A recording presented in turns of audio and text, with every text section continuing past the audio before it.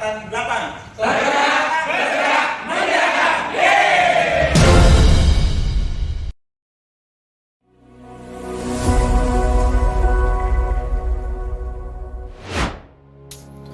Assalamualaikum warahmatullahi wabarakatuh.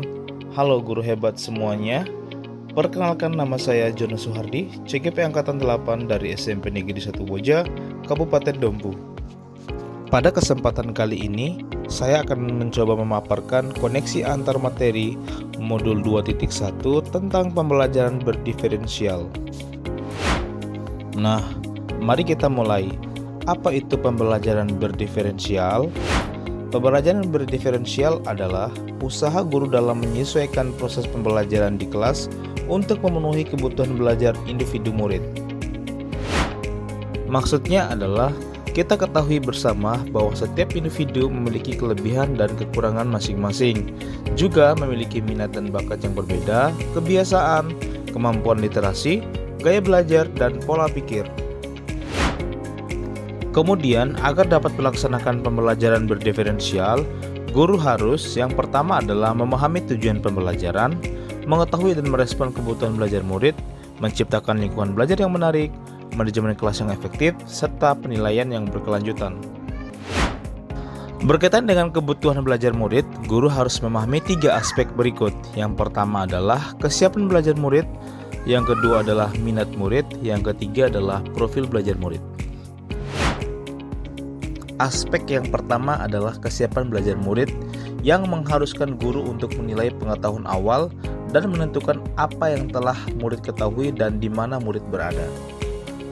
Artinya adalah pada tahapan ini guru melakukan identifikasi terhadap murid untuk mengetahui karakteristik murid tersebut. Aspek yang kedua adalah minat murid. Minat setiap anak pasti berbeda-beda.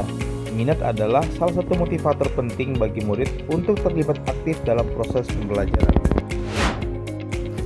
Aspek yang ketiga adalah profil belajar murid yang berkaitan dengan lingkungan, budaya, gaya belajar, dan kecerdasan majemuk.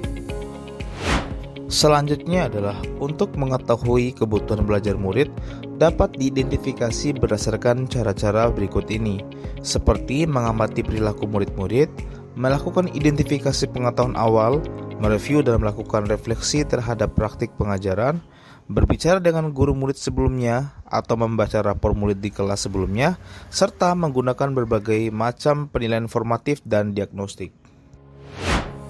Strategi untuk melakukan pembelajaran yang berdiferensiasi adalah yang pertama, diferensiasi konten, yang kedua adalah diferensiasi proses, yang ketiga adalah diferensiasi produk. Strategi diferensiasi konten yaitu berkaitan dengan apa yang kita ajarkan seperti materi, konsep, atau keterampilan yang perlu dipelajari berdasarkan kurikulum. Mendiferensiasi konten bisa dilakukan dengan membedakan pengorganisasian atau format penyampaiannya, bukan mengubah atau menurunkan standar kurikulum. Strategi yang kedua adalah diferensiasi proses, yaitu kegiatan yang memungkinkan murid berlatih dan memahami atau memaknai konten dengan cara membedakan proses yang harus dijalani oleh murid. Sedangkan strategi yang terakhir adalah diferensiasi produk, yaitu bukti yang menunjukkan apa yang murid telah pahami dengan cara membedakan atau memodifikasi produk sebagai hasil belajar murid, hasil latihan, penerapan, dan pengembangan apa yang telah dipelajari. Sekarang, adakah koneksi atau keterkaitan antara model pembelajaran berdiferensiasi dengan modul-modul yang lain? Tentu saja ada.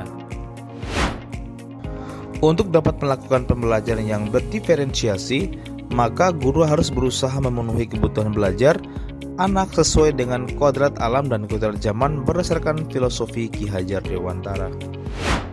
Sedangkan koneksi yang terakhir adalah dalam pelaksanaan pembelajaran berdiferensiasi antara guru dan murid harus ada kesepakatan kelas terlebih dahulu agar proses pembelajaran dapat berjalan sebaik-baiknya sesuai dengan nilai dan budaya positif di sekolah tersebut.